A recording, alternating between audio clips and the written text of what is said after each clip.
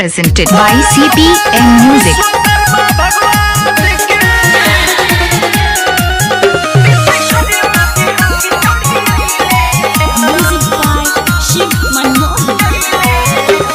बाबा विश्वकर्मा सबके माथे धइले हाथ हो 17 सितंबर के होला पूजा पाठ हो। बाबा विश्वकर्मा सबके माथे धइले हाथ हो 17 सितंबर के होला पूजा पाठ हो।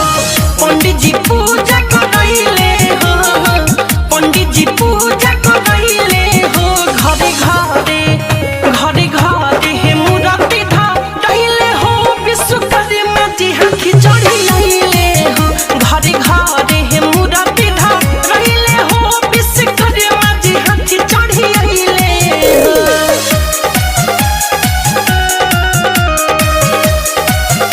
Presented by CPM Music.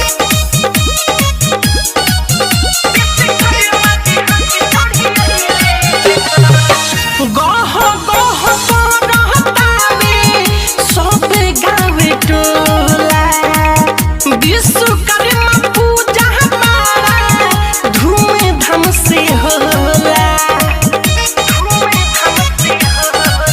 हो गह गह करहतावे सब गावे टोला।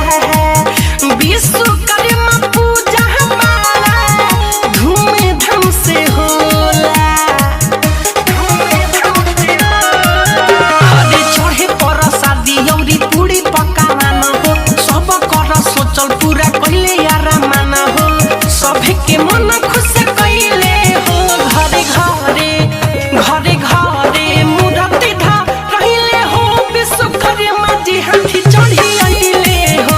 घरे घरे हे मूर्ति धइले हो विश्वकर्मा जी हाथी चढ़ी आइले हो।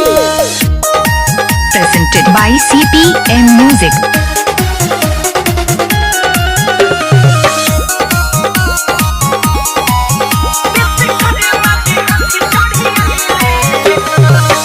सभे छुट्टी कइले हे बाड़े छोड़ी काम धाम हो।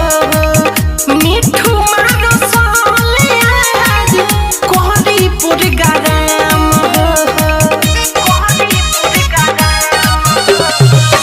सभे छुट्टी कइले हे बाड़े छोड़ी काम धाम हो। मिठू मन मोही आज कोहरी पुरगाराम हो। अरे कोई चाकरी सना करे हेले बखान हो। बाबा विश्वकर्मा जी ध्यान हो। चरण में शीश झुकइले हो। घरे घरे घरे घरे मूर्ति धइले हो विश्वकर्मा जी हाथी चढ़ी आइले हो। घरे घरे हे मूर्ति धइले हो विश्वकर्मा जी हाथी चढ़ी आइले हो। बाबा विश्वकर्मा सबके माथे धइले हाथ हो 17 सितंबर के होला पूजा पाठ हो। पंडित जी पूजा करइले हो, पंडित जी पूजा करइले हो। घरे घरे घरे घरे हे मूर्ति धइले हो विश्वकर्मा जी हाथी चढ़ी आइले हो। घरे घरे हे मूर्ति धइले हो विश्वकर्मा जी हाथी चढ़ी आइले हो। Presented by CPM Music.